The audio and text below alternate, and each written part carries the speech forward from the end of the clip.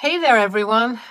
Grab a tissue or two because the story I'm about to share is a real tearjerker. I'm Sophie, 25, female, and I feel like it's time for me to share what happened to me. I apologize in advance if this story is too depressing, but it's so crazy that I had to share it. I'm still reeling from it myself, to be honest. So let's dive in, shall we? Picture this. I was 18 and head over heels in love with my high school sweetheart, Ethan. Yeah, I know, people said we were too young, but that didn't stop us. We tied the knot and thought we had it all figured out. Fast forward a few years and there we were, living our lives as a married couple, doing all the couple of things. Things were great, and I knew that I could accomplish anything with my ride or die right by my side. But life has a funny way of throwing curveballs at you. One day, out of the blue, Ethan was gone. A car accident took him away from me, from his family, from everyone who loved him.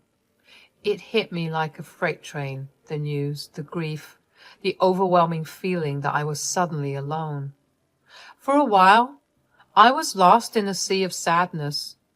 My days were dark, and it felt like a heavy cloud was hanging over me, making it hard to breathe. Ethan had been my rock, my everything, and now he was gone. The funeral was beautiful. All of us were brought closer by the whole ordeal.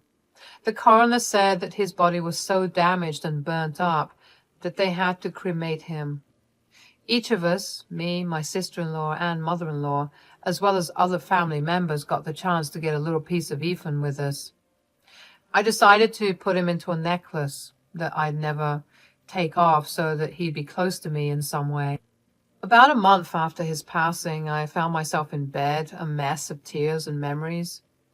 It was one of those moments when the weight of the world was just too much to bear. This was the norm. I even quit my job because nothing felt worth living anymore. So yeah, one day I was in bed wallowing as was custom, and then, like a lightning bolt, my phone started buzzing like crazy. I glanced at the caller ID and there it was, Linda, my sister-in-law. Hello? Come and open the door, I'm here. Those words hit me like a punch to the gut. Here I was, a mess of emotions, and Linda's angry voice was the last thing I expected. I dragged myself out of bed, wiped my tears, and stumbled to the front door. There she was, arms crossed, looking like she meant business. Linda, what's going on? Look, Sophie, I know he's here somewhere. I don't know why he would do this to us, but I know he's here. So there I was, staring at Linda in utter confusion and disbelief. I thought for a moment that maybe the grief had gotten to her, that maybe she had lost her marbles. Linda, you can't seriously think that Ethan is here, right? He's gone, you know this. Come and sit. Let's talk about this. But Linda was adamant, like a detective on a mission. She looked me in the eye and said she didn't know what to believe anymore. So I sighed, asked her to sit down again, and attempted to make her understand that Ethan was no longer with us, that he was really truly gone. Linda, it's been a month. Ethan passed away, and we have to accept that. I don't know what you're accusing me of, but I can't play along with this. Grief can mess with our heads, I know that, but we can't let it make us imagine crazy things. We can't let it take control. Linda's voice cracked as she spoke, and for a moment I saw a vulnerability in her eyes that I hadn't expected. Sophie, don't talk to me like I'm a crazy person. I know what I saw, and I swear to God, if you two thought that this was some funny prank you could pull on us, then you've got another thing coming. Linda, I don't know what you're saying. Please explain. I saw him, Sophie. I saw him at that cafe on 5th Street. It was him. I know it was him. Don't believe me? Let me prove it to you. I took a picture. I felt a chill run down my spine. She pulled out her phone and showed me a picture. A picture that shouldn't exist. At first, I thought it was just my mind playing tricks on me again. Grief can make us do crazy things, but that wasn't it. This felt too real. Then I thought that it was a doppelganger. People can look like other people, right? But the similarities were too uncanny. I then concluded that that was indeed Ethan, wearing a hoodie, sitting in a cafe. My heart pounded as I looked at the date of the photo. Just 2 days ago. What? What is this? How is this even possible? It was like I had seen a ghost. I couldn't breathe, couldn't think. And then reality came crashing back and I realized Linda didn't mean to accuse me. She genuinely thought she had seen Ethan alive and well. Sophie, I'm sorry. I really thought that you knew that he was still alive. I actually thought that you helped him fake his death. She was on the verge of tears, and I found myself struggling to hold it together, too. Linda explained how she had seen Ethan through the cafe window, snapped the picture, and sent it to our family group chat. Everyone denied knowing anything about Ethan faking his death except me. I hadn't responded. She thought I was in on it, that I was helping Ethan live this lie. Linda, I swear I had no idea. I thought he was gone. Please tell me everything you know, and I'm sorry for not responding. I haven't responded to messages in a month, Linda, I swear to you. I had no idea about this. I would never do something like this. Tell me everything now. There I was, huddled with Linda, trying to make sense of it all. Linda explained that all she knew was that she had seen Ethan in that cafe, sent the picture to our family chat, and asked if he was pulling some bizarre prank. But now, with what Linda had just revealed, it meant that nobody knew about this. Ethan had lied to everyone. Why would he do something like this? As we clung to each other, tears streaming down our faces, a mixture of sadness and anger began to swell within us. We were left wondering what on earth could drive Ethan to concoct such a stupid ruse. I thought I was losing my mind. I wanted to approach him, but I was scared. That's why I took the picture so others could see what I was seeing, so that I could know for sure that I wasn't just imagining things. At that moment, our shared sadness shifted into something else.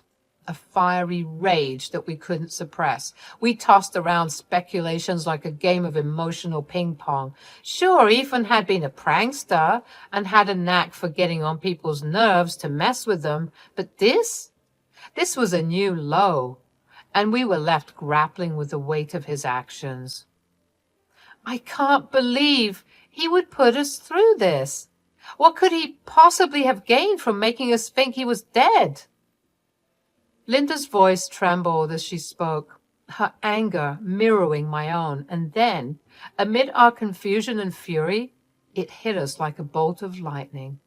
We were way out of our depths here. We couldn't just unravel this on our own. We needed help, professional help. Linda, we can't do this alone. We need to find out the truth, and that means we need to get a private investigator involved.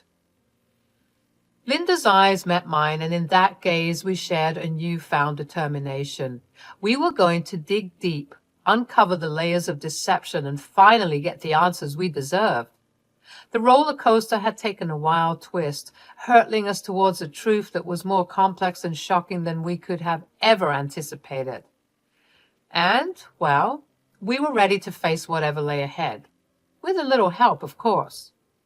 So, with our newfound determination and Linda's connections, we managed to get ourselves a top-notch private investigator, the real deal. Honestly, if this story were a movie, this is probably where the music would start getting suspenseful. Weeks rolled by and we were getting antsy. I'd received sporadic updates from Linda, but for about 2 weeks, it felt like we were stuck in limbo. I was itching for some resolution, some answers. And then, finally, the private investigator called Linda with a big break. Turns out, Ethan wasn't just chilling somewhere twiddling his thumbs. No, he had gone the whole 9 yards, adopting a new name, let's call him Alex, a new passport, and an entirely new identity. Yeah, we're talking witness protection level stuff. The private investigator managed to get more pictures, and sure enough, it was Ethan, albeit with dyed hair and a clean-shaven face. The disguise might have fooled a casual passerby, but not us, not the people who loved him. Linda and I convened with the family and spilled the tea on what we'd been discovering. The collective reaction was something straight out of a soap opera, you know. The dramatic gasps and raised eyebrows, it was like we were all characters in some wild movie plot. But this was no movie, it was real life, and we needed answers. The PI didn't stop there. He was relentless, trying to uncover the motives behind Ethan's fake death and his new identity. It was like peeling back layers of an onion, and each discovery just led to more questions. And then another breakthrough. The PI reported that Ethan, sorry, Alex, had a hangout spot, a lounge he'd frequent during the week. He seemed harmless, not engaging in any dangerous activities, so the PI reassured us that it was safe to approach him. We were on guard, trust me, 911 on speed dial and everything. Linda and I put our heads together, making a plan to finally confront Ethan, Alex, and get to the bottom of this mess. We had so many questions, and we were hoping against hope that our crazy theory was wrong, that we were somehow mistaken about everything. But at the same time, there was an undeniable thrill coursing through our veins. It was time to face the ghost that had returned from the dead. And well, let's just say we were as ready as could be. So there we were, Linda and I, stepping into that lounge like we were two characters from some suspense movie. We scanned the place, and there he was, lurking in the shadows, nursing a sad-looking beer. Ethan, Alex, was cornered, and he knew it. Those widened eyes spoke volumes as he realized who was confronting him. Two very pissed-off women who needed explanations pronto. The moment, Ethan stammered, "I can explain." Linda's hand met his face in a satisfying slap. Thankfully, there weren't many patrons around, and this lounge looked pretty seedy anyway, so we weren't drawing much attention. He blinked in surprise and regained his composure enough to mutter, "I guess I deserved that." But let me tell you, any composure we were trying to maintain evaporated into thin air as Linda and I unleashed a verbal assault. We didn't hold back, demanding to know just what the heck he thought he was doing. Honestly, the situation was so absurd, it felt like we were living in a sitcom, except nobody was laughing. Then came the sobbing. Ethan's defenses crumbled, and he confessed that he dug himself into a hole so deep he wasn't sure how he would get out. He messed up, and he knew it. I could hardly believe my ears as he spilled the beans. He'd been having an affair with some valley girl named Stacy. You know the type, partying hard, doing drugs, hitting up underground fight clubs. The whole shebang. Things escalated real fast when Stacy turned up pregnant. Ethan tried to bail, but this girl, Stacy, was no pushover. She had a billionaire daddy who would kill for her, so he wasn't exactly the warm and fuzzy type. She threatened to make Ethan's life a living hell if he didn't play nice and build a nice life with her because she wanted to be wifed up. Just when I thought the crazy train had reached its final stop, Ethan hit us with the grand finale. He looked at me, guilt plastered all over his face, and mumbled out an apology. He explained that he was sorry, not just for the affair, but for faking his own death and dragging me into this chaotic mess. I was stunned, furious and heartbroken all at once. It's like I couldn't process the whirlwind of emotions that hit me. And then, without even thinking, my fist met his cheek, and the sound echoed through the lounge. It was the punch heard round the world, or at least around that lounge. And in that moment, I wasn't sure whether to scream, cry, or storm out of there. All I knew was that this crazy saga was far from over. So there we were, facing Ethan or Alex or whatever he wanted to call himself now. I could hardly wrap my head around the mess he dragged us all into. Linda's eyes bored into him, and she finally asked the million-dollar question. Are you serious, Ethan? He looked back at her with a mixture of guilt and desperation, and all he could manage to say was, They're going to chop off my jewels, Lynn. I had to run away, and I couldn't put you guys in danger. That's why I'm laying low. That's why I faked my death, so that you could all be rid of me and my stupidity.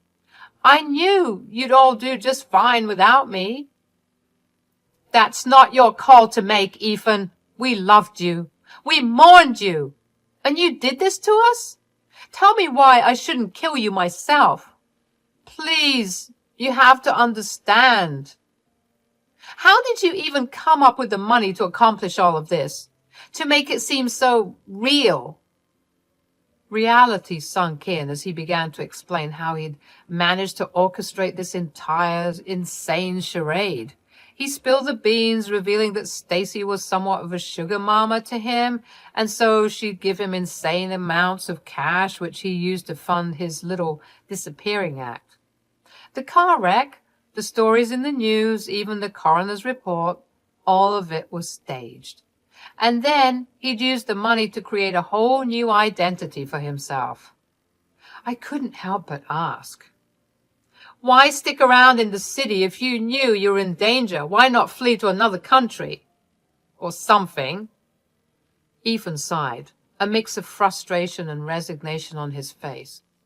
He explained that the plan had been to meet up with the guy who was supposed to help him escape the country, right here in this very lounge, but the guy hadn't shown up yet. According to Ethan, this connect didn't do phones to avoid exposure. He told Ethan to show up at the bar every night for a week, and he'd eventually make an appearance. I scoffed at his explanation. And what if this guy never shows up? What if you get caught and you get your precious jewels chopped off like you said? Ethan just shook his head, his eyes welling up with tears again. I'm so sorry, Sophie. Please, you have to believe me. I messed up big time, but I never wanted any of this. I'll be waiting for you in the car, Sophie. I can't do this anymore. Linda, please, I know you're upset, but please understand where I'm coming from. How about we rewind to last month when you were dead? Because there's no way that I'm going to accept you now. You're dead to me, Ethan. I hope that they catch you. She just got up and walked away. Ethan called out after her, his voice desperate, but she left him there with me. As for me, I wasn't about to let him off the hook that easily. I still had questions burning in my mind, so I looked him dead in the eyes and asked, Why did you cheat on me, Ethan? He looked down at his hands, tears falling onto the table as he tried to find the words. It was a messy mix of apologies, guilt, and regret. He didn't have a good excuse, just admitted that he was weak and got caught up in something he should never have let happen. At that moment, as I stared at the man I'd once called my husband, I realized that the story was far from over. The mess he'd created was bigger than any of us could have imagined, and the web of lies and deception was unraveling in ways I could hardly comprehend. Walking out of that bar, leaving Ethan behind with his tears and his guilt, I was so furious that I could barely see straight. The anger churned within me like a storm that threatened to consume everything. I got back to the car, slammed the door shut, and gripped the steering wheel so tight. My knuckles turned white. I muttered to myself, He's going to pay for this. He's going to regret the day he ever cheated on me. And so, with that determination fueling my actions, I did the unthinkable. The next day, I tipped off the tabloids about the entire insane situation, how my supposedly dead husband had faked his own death just to escape the consequences of his actions, as well as providing them with pictures from the PI. The story spread like wildfire through the city. After all, it's not every day that you hear about someone faking their own death, especially not for something so absurd as evading a cheating scandal. I didn't hold back. I laid it all out there for the world to see, how I had been the loving and devoted wife, only to discover that my husband had played me like a fool. The tabloids ate it up, and soon the entire city was buzzing about the tale of the man who faked his own death. With the help of the PI, Ethan's secrets unraveled faster than he could ever imagine. It turned out that his grand plan was crumbling because his connect wanted nothing to do with him once his wife had blown his cover. And just like that, Ethan went from being a man who faked his death to avoid consequences to a man who was publicly exposed for his lies and deceit. Ethan's world quickly crumbled around him. He became a social outcast, shunned by his family and friends, his reputation in tatters. It seemed like justice was served. But then, just as suddenly as he'd reappeared into our lives, Ethan vanished once again. This time it felt more permanent, like he'd been swallowed up by the very lie he'd created. Rumors swirled, but it seemed like his past had finally caught up to him, this time in a way that even he couldn't escape. Linda and I were left wondering about his fate, whether he was even alive or not, whether he was finally facing the consequences he tried so hard to evade. I mean, when you mess with billionaires, anything can happen. Maybe they had him locked in a dungeon somewhere, jewels missing so that he could never escape again. In the end, all I could feel was a strange sense of relief. I had exposed the truth, no matter how messy or unbelievable it was. And for that, I was grateful, because it meant I could restart my life without any drama and mess.